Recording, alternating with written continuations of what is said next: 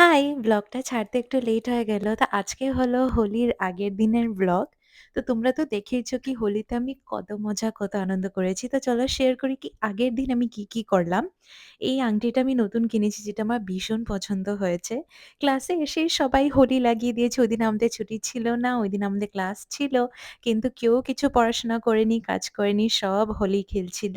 আর এটা আমাদের টিচার উনাকেও আমরা খুব ভালো করে হোলি লাগিয়ে দিয়েছি। যেহেতু ওইদিন গ্রহণ ছিল তো এর বলে মা মানা করেছিল হোলি খেলতে। তো আমি সেরকম কোনো হোলি খেলিনি। ওরা এসে আমাকে একটু টিকা লাগিয়ে দিয়েছিল। ওইদিন তাড়াতাড়ি ছুটি হয়ে গেছিল হোলির জন্য তো আমি তাড়াতাড়ি ঘর গেছি। গ্রহণের জন্য আমি লাঞ্চ করিনি তো আমি ডাইরেক্ট গ্রহণ শেষ হওয়ার পরে স্নান-টান করে একটু কফি খেলাম গোপাল ভাঁড় দেখতে। তারপরে মাকে নিয়ে একটু বাইরে বেরিয়ে গেলাম একটু হোলি কিনতে বিকজ হোলি এসছে হোলি তো কিনতেই হবে।